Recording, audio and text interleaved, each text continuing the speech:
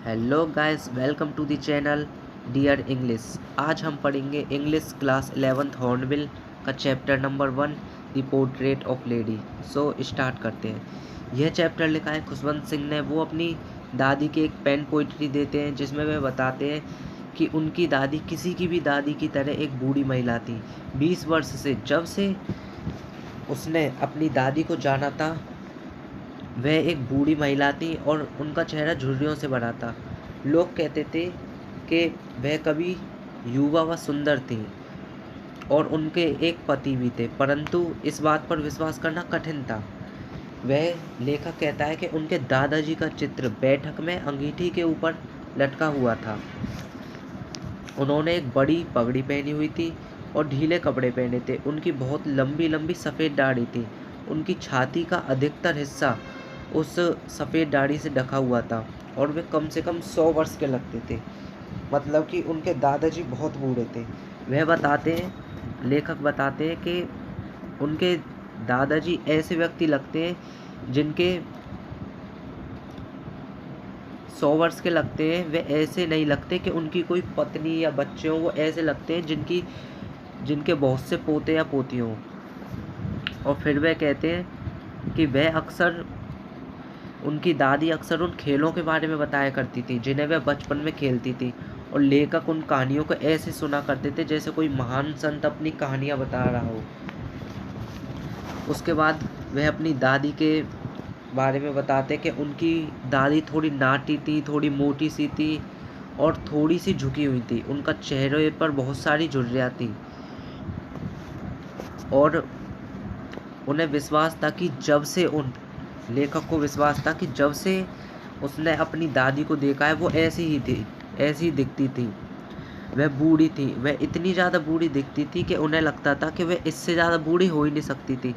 वह बाहरी रूप से तो खूबसूरत नहीं थी, लेकिन परंतु वह अंदर से, इनर साइड से बहुत सुंदर थी। वह बेदाग सफ़ेद कपड़े पहनती थी। अपने कुबड़ को संतुलन में बनाने के लिए अपना एक हाथ कमर पर रखती थी और दूसरे हाथ में माला फेरा करती थी। फेरते हुए अपने घर में इधर उधर घूमती रहती थी। उनके चांदी जैसे सफ़ेद बाल थे और उनके पीले झुर्रियों वाले चेहरे पे वो थोड़े बेढंगे तरीके से फैले रहते थे। उनकी लेखक की दादी के होंठ थे वो लगातार ना सुनाई देने वाली, उनके होंठ लगातार ऐसी प्रार्थना में हिलते रहते थे। वह पर्वतों की तरह एकदम प्राकृतिक दृश्य की भांति प्रतीत होती थी। शुद्ध सफ़ेद कपड़े पहनती थी जिनकी सांसों में शांति और संतोष भरा था। लेखक अब बताते हैं कि लेखक और उनकी दादी बहुत अच्छे दोस्त थे। जब लेखक के माता पिता नगर में रहने के लिए चले गए तो वह लेखक को उनकी दादी के पास छोड़ जाते हैं। उनकी दादी उन्हें रोज़ सुबह जगाती हैं, स्कूल के लिए तैयार करती हैं। जब वह उन्हें नहलाती हैं और कपड़े पहनाती हैं तो लेखक की दादी एक प्रार्थना सुर में गाती रहती हैं। वह इस आशा से गाती हैं कि लेखक भी सुनकर और उस प्रार्थना को याद कर लेगा। लेकिन लेखक उस प्रार्थना को सुनता है क्योंकि उसे अपनी दादी की आवाज़ अच्छी लगती है, लेकिन लेखक ने कभी भी उस प्रार्थना को याद करने के लिए नहीं सोचा। उसके बाद लेखक की दादी उनकी लकड़ी की तख्ती पर पहले ही उसको धोकर उस पर मुल्तानी मिट्टी का लेप कर देती थी। एक छोटी सी मिट्टी की दवात और सरकंडे की उनकी कलम को बंडल में बांध देती थी और लेखक को पकड़ा देती थी। उसके बाद फिर वे थोड़ा सा मक्खन व शक्कर लगाकर एक मोटी सी रोटी को लगाकर और नाश्ता करते उन लेखक की दादी, और लेखक नाश्ता करने के बाद स्कूल जाते। और लेखक की दादी है ना, कुछ चपातियाँ अपने साथ ले लेती जिससे कि वे रास्ते में गांव के कुत्तों को डाल देती थी। लेखक की दादी हमेशा लेखक के साथ स्कूल जाया करती थी। जिस वक्त स्कूल के बगल में ही एक मंदिर था। जिस वक्त मंदिर का पुजारी लेखक को वरमाला आदि सिखाता था, उस वक्त लेखक की दादी मंदिर में बैठकर पुरानी धार्मिक पुस्तकों को पढ़ा करती थी। जब दोनों का काम पूरा हो जाया करता था तो वह दोनों एक साथ घर जाया करते थे।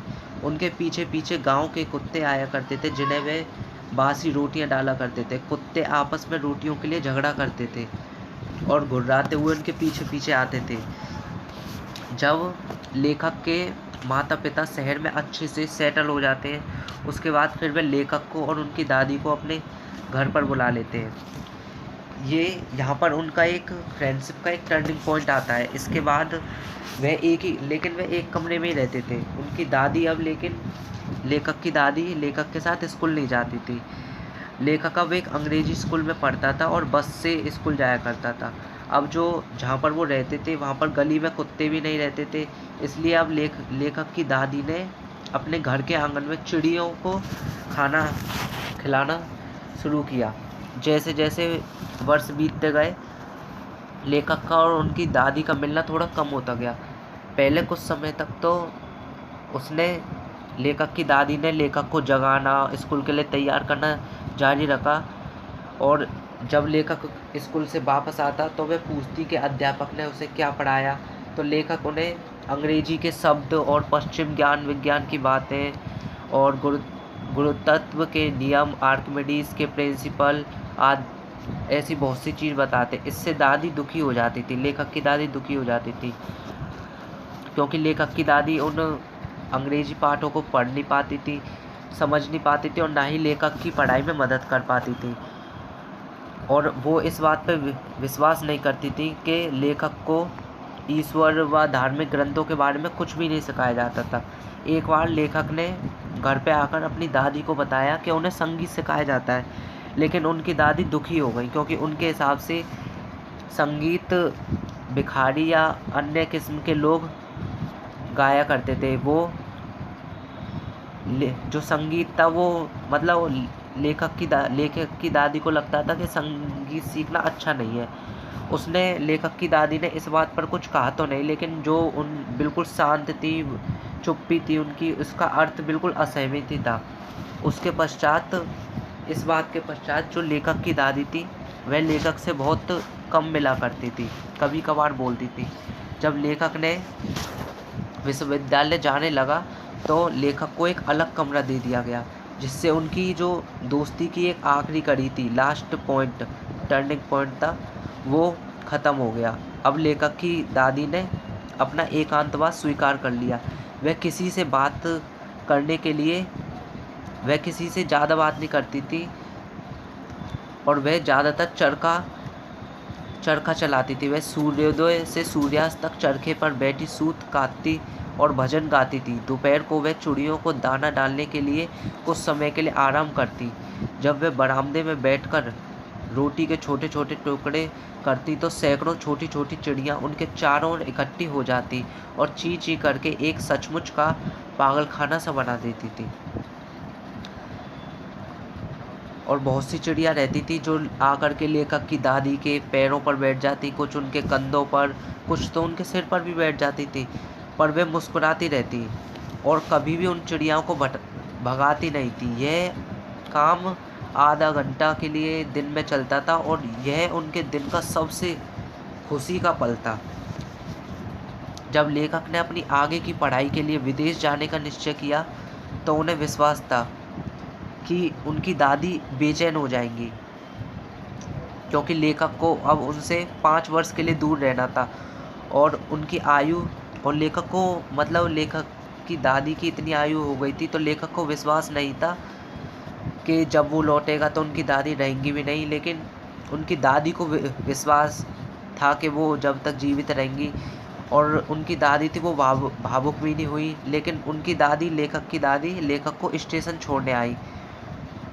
वह कुछ भी बोली नहीं, ना उनने कोई भाव प्रकट किया। उसने, जो लेखक की दादी थे, उनके होठ प्रार्थना में हिलते रहे, उनका मन प्रार्थना में लीन था, उनकी उंगलियां थी वो माला फेरने में व्यस्त थी।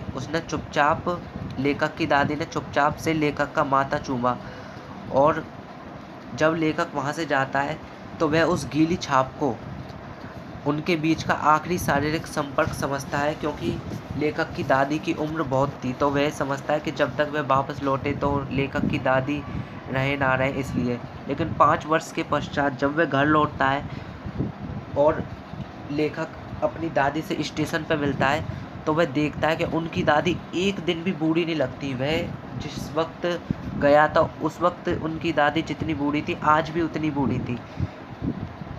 लेखक की दादी के पास उनसे बात करने के लिए बिल्कुल समय नहीं था। उसने जब लेखक अपनी दादी से गले मिलता है तो वह सुनता है कि लेखक की दादी अपनी प्रार्थनाएं गुनगुना रही हैं, और वह देखता है कि आज भी लेखक की दादी का जो सबसे ज़्यादा हैप्पीएस्ट मोमेंट है अपने दिन का, वो चिड़ियों को खाना खिलाते वक्त का ही है। लेकिन लेखक ने देखा उस दिन शाम के समय उनके रूटीन में एक परिवर्तन आया। लेखक की दादी ने प्रार्थना नहीं की, उनने पड़ोस की स्त्रियों को इकट्ठा किया, एक पुराना ढोलक लिया और गाना आरंभ कर दिया। कई घंटे तक वह उस जर्जर ढोलक की ढीली ढीली चमड़ी को पीटती रही और योद्धाओं की घर वापसी की गीत गाती रही। और वह इतने गाने गा रही थी कि लेखक के घर वालों को लगा कि कहीं वो मानसिक दबाव से बेचैन तो नहीं है, इसलिए उन्हें राजी करके रोकना पड़ा। लेखक कहता है कि जब से उसने अपनी दादी को जाना था, ये पहली बार था जब लेखक की दादी ने अपनी प्रार्थना नहीं की। उसके बाद अगले दिन सुबह लेखक की दादी थोड़ा बीमार पड़ जाती है, तो वो डॉक्टर को बुलाते हैं। डॉक्टर बताता है कि हल्का बुखार है और ये उतर जाएगा। लेकिन लेखक की दादी रहती हैं, वो बिल्कुल अलग ही सोचती हैं। वह कहती हैं कि मेरा अंत समीप आ रहा है। वह बोली क्योंकि वो ऐसा इसलिए कहती हैं क्योंकि उनके जो ज़िंदगी का आखिरी टाइम था, उस टाइम पर उनने शाम को जैसे प्रार्थना नहीं की थी, इसलिए प्रार्थना करना भूल गई थी। इसलिए वह अब अपना और समय उनसे बात करने में नष्ट नहीं करना चाहती थी। इसलिए वह अपनी माला ले लेती हैं और वह बिस्तर पर शांत लेटी प्रार्थना करती हैं, माला फेरती हैं। इससे पहले कि वह कुछ कहते, उनके दादी के होठ हिलने बंद हो जाते हैं, उनकी निर्जीव उंगलियों से माला गिर पड़ती है और उनके चेहरे पर एक शांत पीलापन पड़ जाता है। फिर बाद में रिवाज के अनुसार लेखक के घर वालों ने उन्हें लेखक की दादी को बिस्तर से उठाकर फर्श पर लिटाकर उन्हें लाल कफन से ढक दिया। कुछ घंटे मातम मनाने के बाद वह उन्हें अकेला छोड़कर उनके अंतिम संस्कार का प्रबंध करने के लिए चले गए। जब शाम को देह संस्कार के लिए अर्थी लेने के लिए वे कमरे में जाते हैं तो सूर्य की जो हल्की सी पीलापन रहता है, वो जो चमक होती है उनके पूरे बरामदे में फैल जाता है, जिससे पूरा उनका घर का बरामदा एकदम येलो हो जाता है और पूरी रोशनी से चमक उठता है वह आंगन। लेकिन जब वे जा रहे होते हैं तो लेखक और उनकी दादी बिल्कुल लेखक और उनकी माँ आंगन में रुक जाती हैं और वह देखती हैं कि सारे बरामदे में, उनके कमरे में, ठीक वहाँ तक जहाँ तक उनकी दादी कफन में लिपटी हुई लेटी थी, हजारों चिड़िया बिखरी बैठी थी, कोई चहचहाट नहीं थी। पक्षियों की कोई चहचहाट नहीं थी। लेखक की माँ को उन चिड़ियाओं पर तरस आता है और वह रोटी के छोटे टुकड़े उनकी तरफ फेंकती हैं, लेकिन वह चिड़िया उन टुकड़ों की तरफ कोई ध्यान नहीं देती हैं। वह रोटी को कोई ध्यान नहीं दिया। जब वे दादी के शरीर को लेकर चले जाते हैं तो वे चिड़िया जो रहती हैं वो चुपचाप से उड़ जाती हैं और अगले दिन जो सफाई कर्मचारी रहता है वह रोटी के टुकड़ों को झाड़ू से इकट्ठा कर कूड़ेदान में डाल देता है। सो गाइस, प्लीज़ अगर आपको वीडियो अच्छी लगे तो वीडियो को लाइक करें और चैनल को सब्सक्राइब करें।